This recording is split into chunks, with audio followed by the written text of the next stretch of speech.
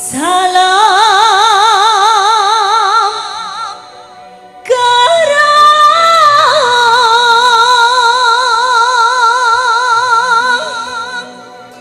demam durung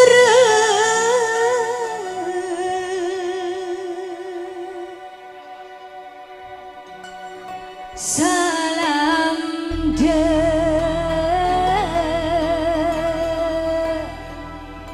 Rama benebu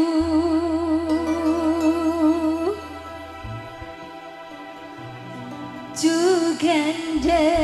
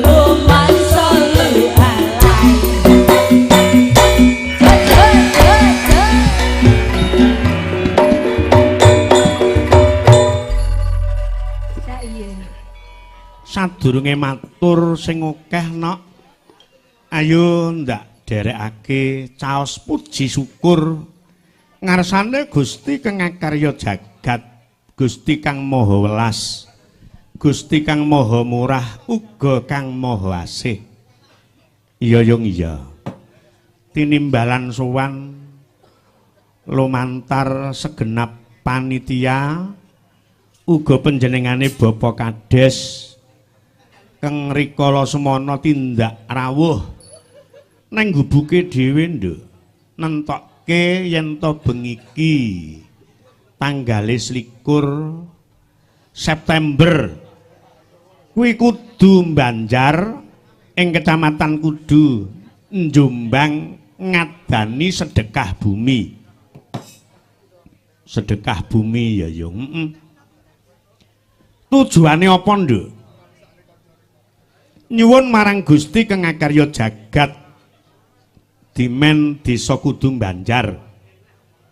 Iki bener-bener winong wong ing gustine jinangkung ing dewane kebak ing karahayon karaharjan uga kawidadan murahing sandang pangan sandang buga uga diparingi bergas waras mligi Bapak Kades sak prangkate uga sak lembagane klebu Bapak RW RT warga masyarakat Kudu Banjar kene no. Iya. Muga wae dijabah dening Allah taala. Amin Allahumma amin. Sawetara nggone keparang sowan sak rombongan Sekar Gadung nok ana ing Desa Kudu Banjar ing Kecamatan Kudu ing Kabupaten Jombang. Muga wae apa sing dadi niat perlune Bapak Kades sak wargane iki bener-bener pikantuk ridhone saka Gusti Kang Ngakarya jagat rampung nggone ngadani sedekah bumi bener-bener desa Kudu Banjar dadi desa sing baldatun thayyibatun warapun gofur. Amin Allahumma amin. Rumangsa bombong seneng ya yo. Awit saka menjenane Bapak Kades sak rombongan kang kepareng rawuh ning gubuke dhewe kang bengi iki nentokke nggone kepareng ngadani bersih desa sedekah bumi. Merga pondok jenenge kepala desa ki tanggung jawabe ora mligi marang pribadine uga keluargane ning komplit sak warga desa Kudu Banjar kene mujudake tanggung jawab. Mula becik bener luput kuwi tanggung jawabe sebagai kepala desa kuwi sangat luar biasa. Mula lek ngerteni wargane kecukupan sandang pangan, dilancarke lek nyambut gawe, dijembarke le serawung ingkang tundhone bisa nuwuhke kaeng rejeki kuwi kepala desa rumangsa bombong seneng. Cetha wargaku guyub rukun nunggalake cipta rasa karsa lan karyane melu mbebantu apa sing dadi programe Bapak Kepala Desa duk nalika mencalonkan sebagai kepala desa uga sesuai dengan visi dan misinya. Ngono. Dadi sak kabeh wewangunan saurunge diprogram iki wis ditentokke kudu cunduk lan jumbuh visi misine Bapak Kades. Iya, kaya ngono. Mengko racake visi misine apa? Kepengin desa niki maju, desa niki wargane tetunggalan manunggal nyawiji. Nggone mbebantu majokke desa wit saka kebutuhane sandang pangan, papan lan liya-liyane. Ya, kaya ngono.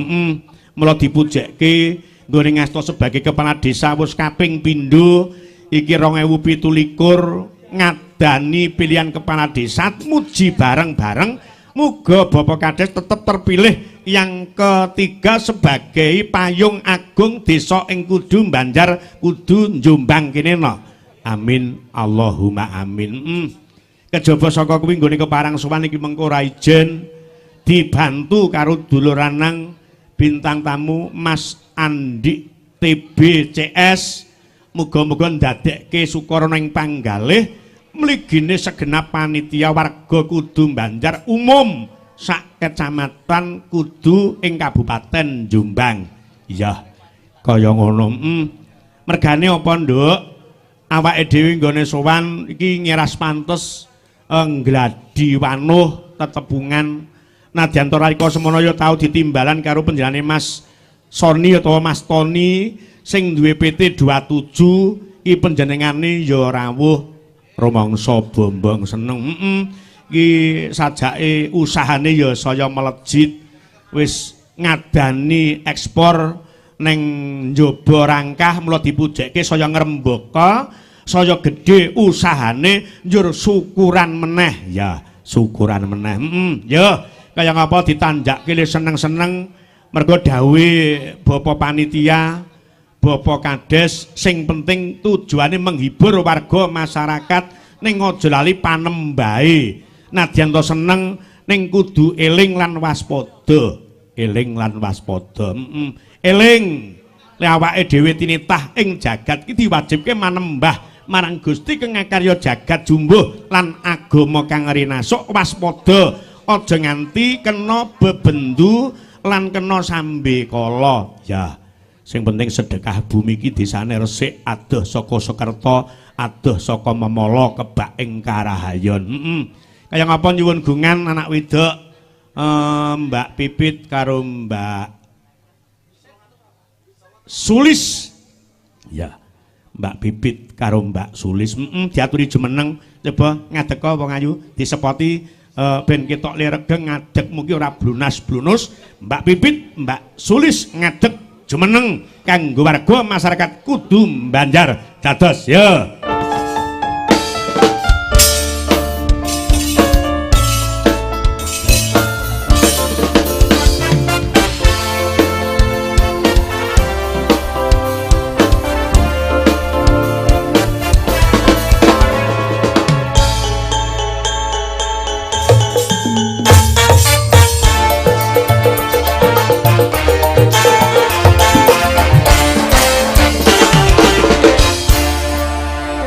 Jeng dalu Mbak Pipit Rahayu. Nggih, wilujeng dalu. Mak. Iki ngaturke salam kagem Bapak Kades, uga Bapak kanca Kades sak kecamatan Kudu, sak kecamatan Kudu kang keparangaruh, uga panjenengane saka Porpo Pincam ing Kudu, Bapak Camat, Bapak Kapolsek, uga Bapak Ndan Ramil. Nggih. Ngaturaken selamat malam sugeng dalu Bapak Ibu ingkang sami rawuh. Assalamualaikum warahmatullahi wabarakatuh. Alhamdulillah. Mbak Sulis semanten ugi cobi ngaturke salam. Nggih, saderengipun dalem ngaturaken sugeng dalu dumateng Bapak Lurah ugi sedaya warga Kudu Banjar. Nggih. Banjar. Kleru. Gak kleru Banjar. Nggih, assalamualaikum warahmatullahi wabarakatuh. Waalaikumsalam. Shalom. Om Swastiastu, Namo Buddhaya, Rahayu Rahayu, salam kebajikan. Nggih, tombo adem nak. Napa Pak? Dandang gula banjet. Oh, kula kinten geni. Tombo Sing adem cetik to, geni Pak? aku, Kak. Ngono. Engko besok. Nggih, napa Pak? Dandang gula banjet tebake neng kacang ijo. Nah, kaya ngapa? Nadyan mengko ya ana pundutan saka ibu-ibu PKK ngersake tembange suwe ora jamu. Sing ndi? Kae sing suwe ora jamu, jamu ora suwe, suwe ora jamu, jamu pisan ora suwe. Ya kae.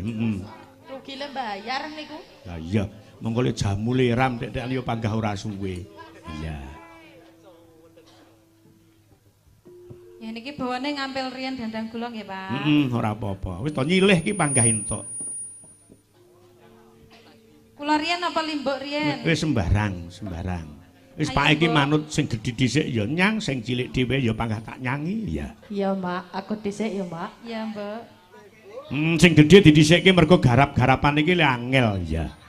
Aku mesti suwe lho, Mak. Iya, Sebab apa? Suwe lek goleki kacang ijo kuwi mau.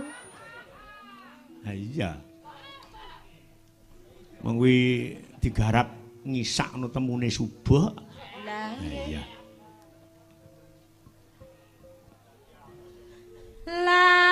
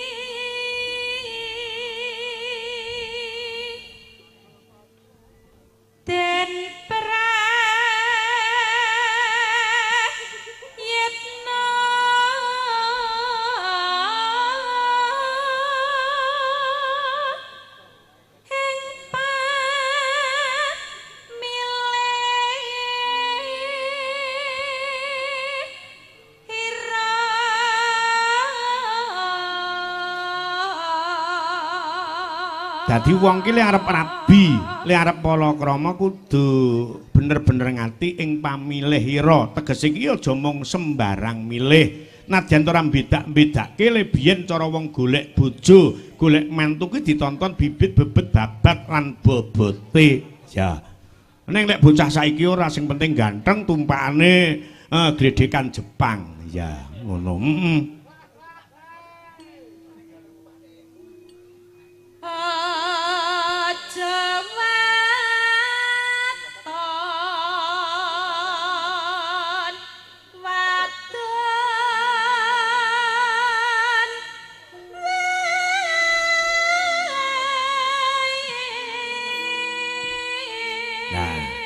Dadi aja mung wadon wae, sing tegese iki aja mung nyawang kesing, aja nyawang gebyare. Merga sing diarani ayu ki ra manggon ning rupa, ning ayu ki manggone ning tindak tanduk salah bawa munamuni.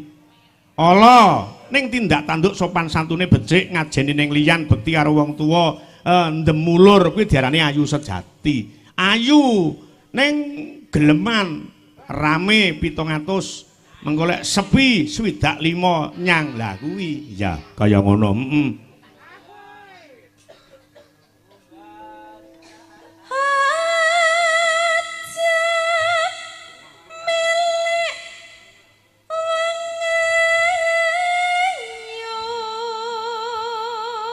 Nek ngomong di bojo ki ndak ayu lah arep becek ya isin lho nggawa ya.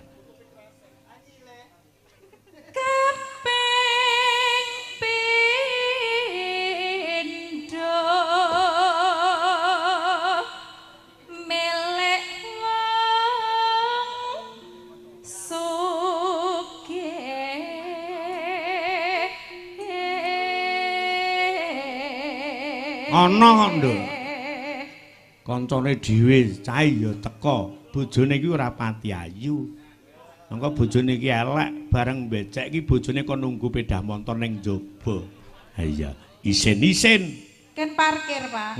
Kon jaga parkiran. Sinten lho niku? Enak, cah ya teka. Napa nggih? Iya.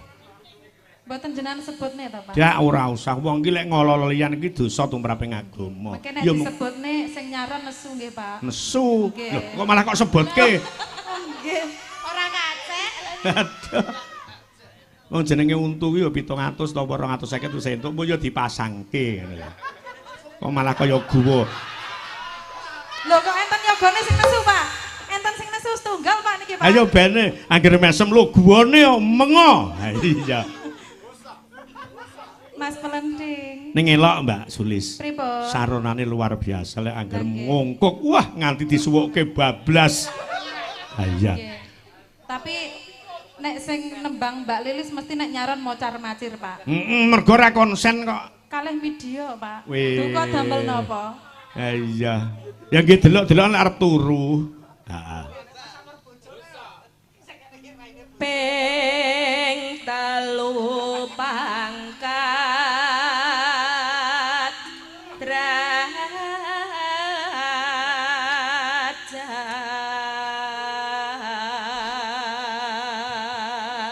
Anggere nedeng rame iki jer lewa, jer ndak nyang. Kok lek nek tanggapan kapan Pak E budal?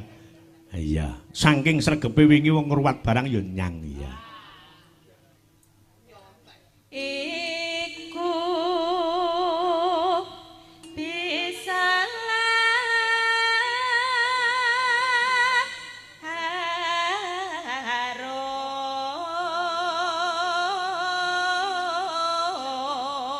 Saya kaum ibu aja bungah-bungah le digrojok rejeki karo kagunge. Mergo jenenge rejeki iki aja meneh kok rejeki, wong sok kali wae ana sate.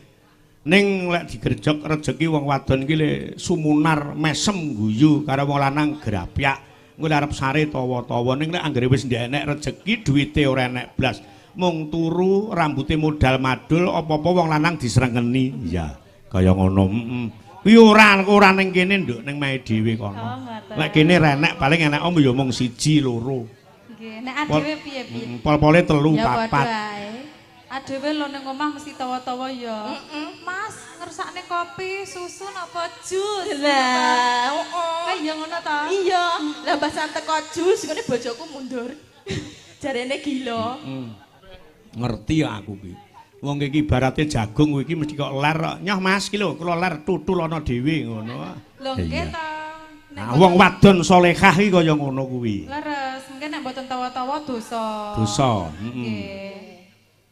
Mergo wong wadon sing sregep nawani wong lanang ki kuwi hadiahe janah. Kowe ngerti janah? Janah niku napa? Swarga. Oh nggih. Mula muga-muga bar wayangan iki ibu-ibu ing kudu Banjar kene angger bengi iki arep mapan sare iki tawa-tawa karo pake. Ya. Oh ngaten. Kuwi ibadah sing paling utama ki ning kono kuwi. Mulai ram di duit iki disuwune iki luwih angel ya ram. Gelem nglayani, "Nyo, gek ndang, gek wis." Lho, urung lho kok wis lho coba. Iya. Keneng sambang sarat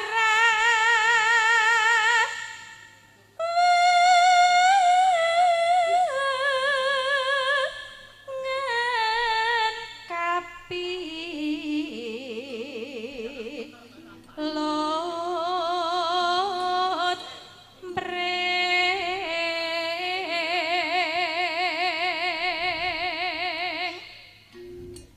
wicara kang manis manis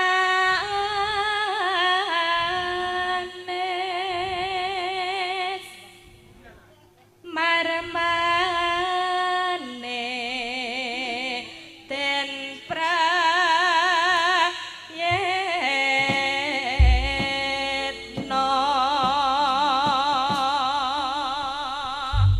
Mula sampingan gawean ki penting lek kapinujan ora makarya ning omah ki ya ora kita ngajari dandang gula apa pucung ya pripat ngursus ya yo Mas Dar niki to. Heeh kaya ngapa tembange diaturke wong ayu dados ya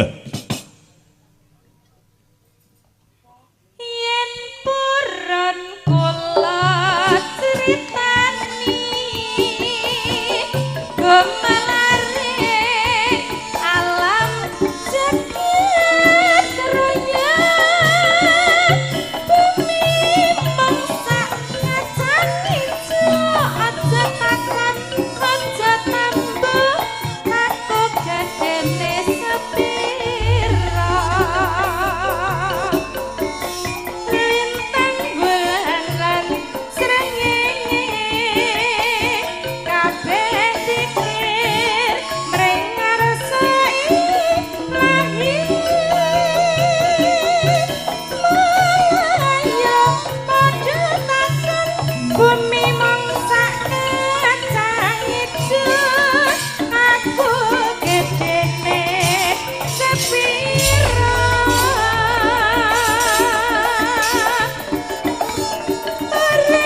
Uripku mangsa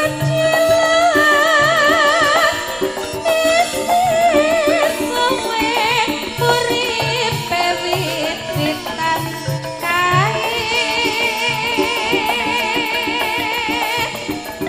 malah ayo tot-toton katekan malaikat penjemput nyawa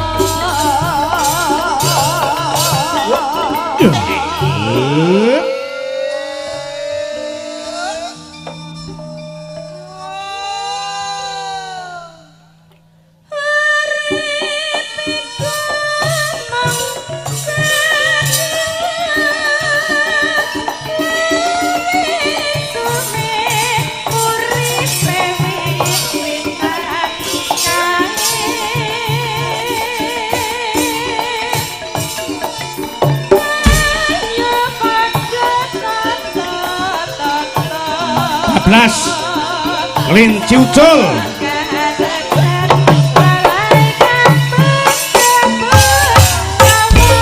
dibantu Mbak Imas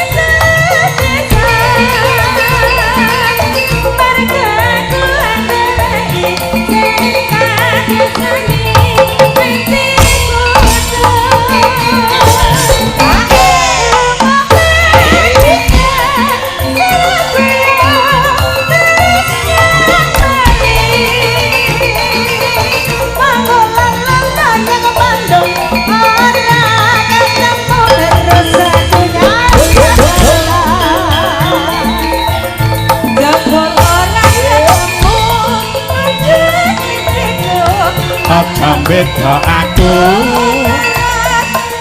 ngalih slendro tembang religi pepeling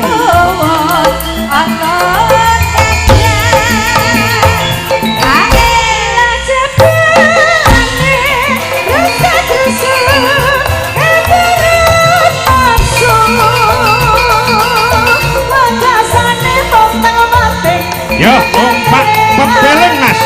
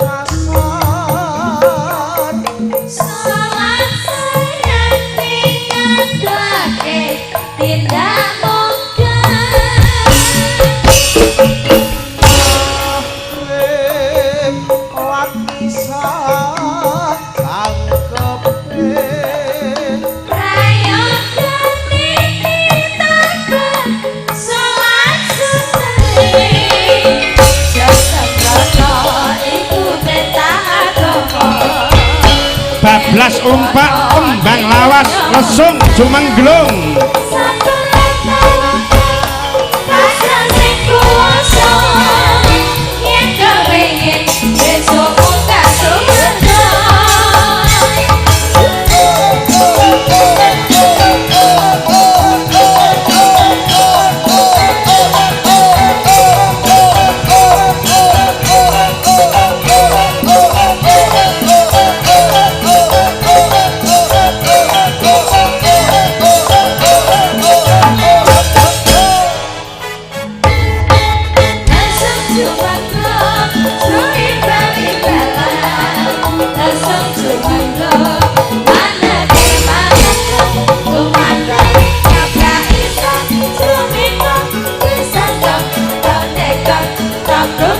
satu kali lagi langsung suwuk